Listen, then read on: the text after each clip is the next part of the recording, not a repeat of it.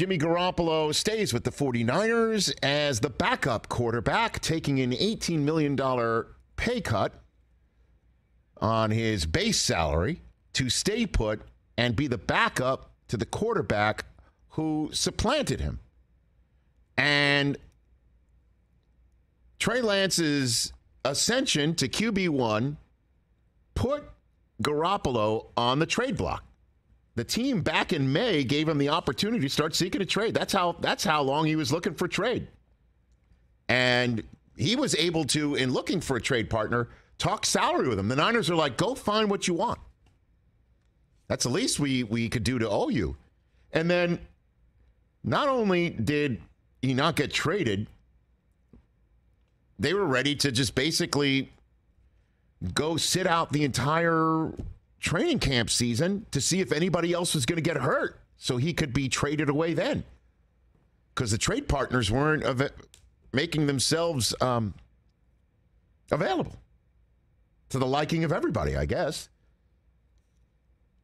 Again, he wasn't even given updated practice material. They told him not to sit in team meetings. Stay home. They said, you're fourth on the depth chart behind Nate Sudfeld, who's now cut. Brock Purdy, who was apparently going to be the guy that was going to back up Trey Lance before this deal happened. He was Mr. Irrelevant, right? Brock Purdy? Brock Purdy, 262nd overall. In last year's draft, right? Correct. They're ready to go with Lance in year 2 and Mr. Irrelevant, the reigning Mr. Irrelevant. So that's why the Niners essentially jumped at the chance for Jimmy Garoppolo to stay. Kyle Shanahan explained it all in his press conference yesterday. To me, it seems like everyone was just waiting for us to cut him before that, so they could see how much they could get him for. But once the last Saturday preseason game happened and no one got injured, then Jimmy thought this was his best situation that he liked, and that's why we were so pumped, because it's obviously a better situation for the Niners. We love getting Jimmy back, but to have him there earlier in camp wasn't an option. I mean, we weren't going to put him out there in practice for his sake and for our sake. I mean, he was on a $24 million contract, and he was going to go somewhere else. But none of that came into fruition, and which we would have ended up having to let him go under that current deal. That wasn't an option. But we were always clear to Jimmy that him salary cap wise and stuff in a backup role and supporting Trey in that, and if that worked for him, that was a no-brainer for us. We just didn't think the chances of that were going to happen, and it ended up being that way. And so when it was all said and done, even though it was pretty shocking to us, we thought it was a win-win for both sides. Makes sense, doesn't it? It makes total, complete sense. Would you rather, Chris, I know you're shaking your head over there, would you rather go into the season with the reigning Mr. Irrelevant as the backup quarterback for your team, or Jimmy Garoppolo? Your answer, yes or no, is what?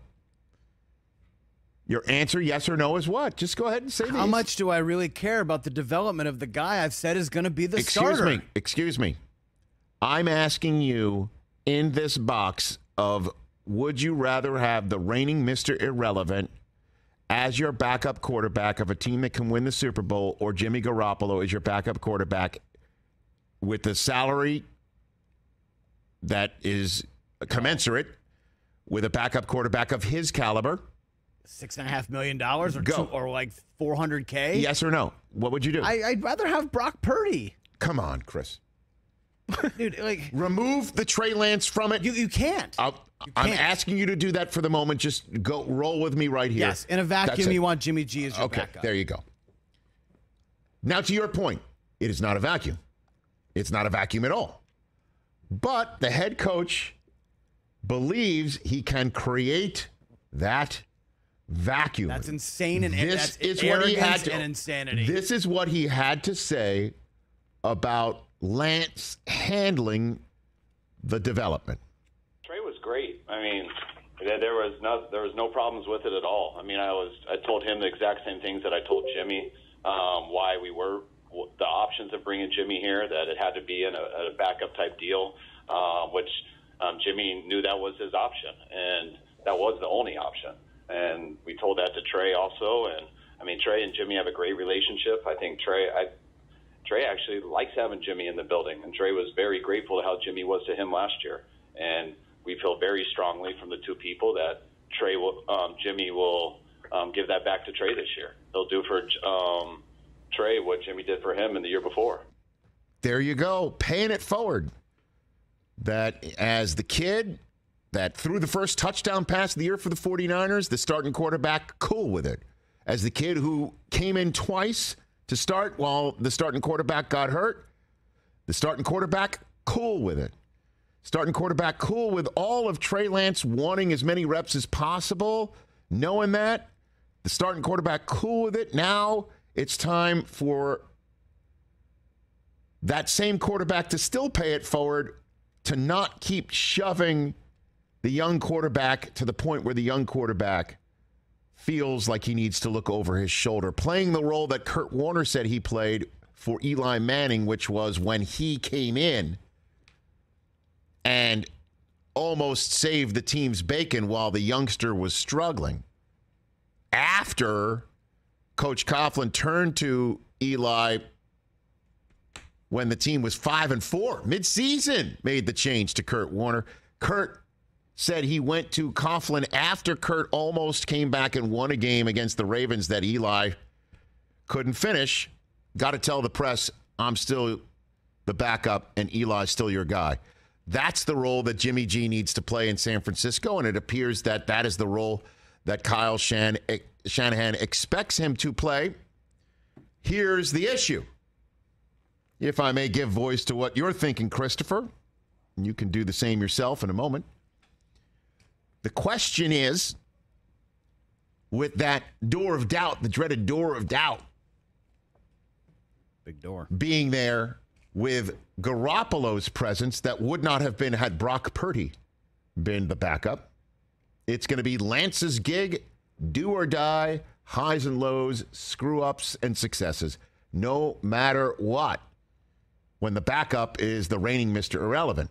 When it's the guy that took a team to the Super Bowl, was the quarterback of that team a few years ago, almost did it just last year, has the adoration of the entire locker room, and was the starting quarterback just last year, there's the door of doubt that we all believe must be somehow, somewhere in the mind of the head coach. Otherwise, this decision wouldn't have been made.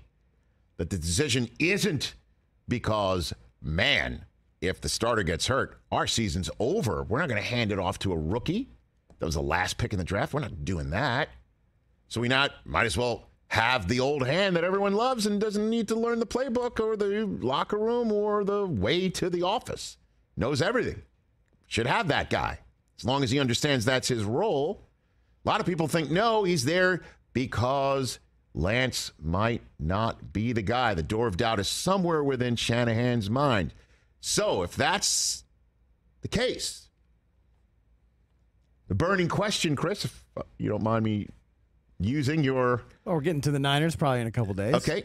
Burning question is, what is the threshold of immaturity on the field?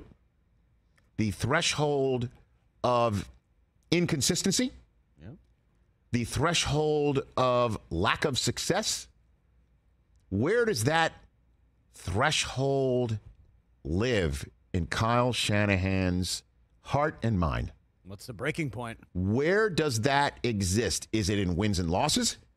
Is it in the film where we're seeing, incomplete pass, interception across the field? Coach is seeing wide open guy in the flat. Take the profit. Can't go broke making a profit. Coach knows pre-snap, ball needed to go here. Post-snap, ball went elsewhere. We think, oh, wow, great throw at me elsewhere. Actually, it's a first down elsewhere. No, coach knows.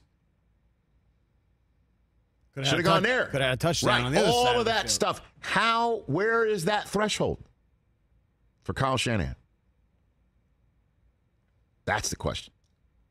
Unless there is no threshold and there is no door of doubt. It is Trey Lance's gig come hell or high water, and Garoppolo's there in case of emergency because Lance gets hurt. Season's not over. Jimmy G starts how many games? 0.5 is your over-under. I guess he'll start more than one because Lance, plays in a certain way that he might put his health at risk and he gets hurt. Question is does he get the job back if Garoppolo looks much cleaner, as one would expect a more veteran hand would? Right. Man, fascinating. John Lynch, scheduled to appear on tomorrow's edition of the Rich Eisen Show. Oh, lovely. Hall of Famer. I like him. I like him too. He's a good man. Good man. He is. Certainly when he says yes to when I say, hey, how'd you like to come on? The whole country's talking about your team and your decision. Yeah, But by the way, a hell of a deal for the 49ers. Expensive for a backup quarterback? Sure. But it's not $24 million. Not just any backup quarterback, though. Let me explain something to you guys. Expensive for a backup, but Lord forbid your quarterback goes down with his ankle snapped out of his bone snapped out of his foot. You're glad to have that expensive backup. So again, it's a very important position. The I know we keep scars talking of about Andy the numbers. Dalton and Ben DiNucci talking over there. Come on, That's the scars of Andy Dalton and Ben DiNucci. It's a problem you'd rather have. Scars of Dalton. Scars of DiNucci. Scars of DiNucci is a great fantasy really team. good. And you're even with our jam-packed I sheet. I like that one better. Scars of I like DiNucci. that one better. He just bore to the viewing and listening public Yeah, I'm just saying. his Scars of DiNucci. TJ, right that's there. got to be your fantasy name this year. Scars of DiNucci. Scars of DiNucci. You're not wrong. I know him. So it's like it's There's so it's a many good ones. position to be in.